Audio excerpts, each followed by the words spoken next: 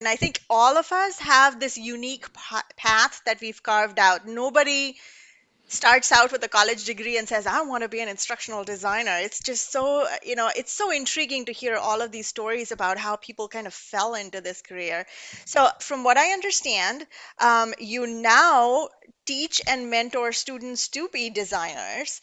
So, my question is for those, in this current market with being, on the I would like to say the tail end of the pandemic, but I'm not quite sure we are there yet.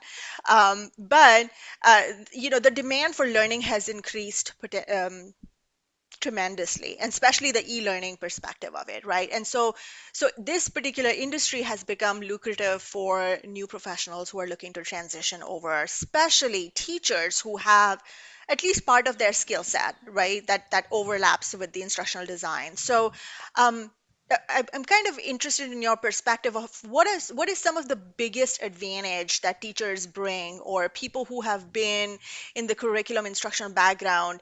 What do they bring to this career that kind of overlaps and sets them at a advantageous point to start this career out?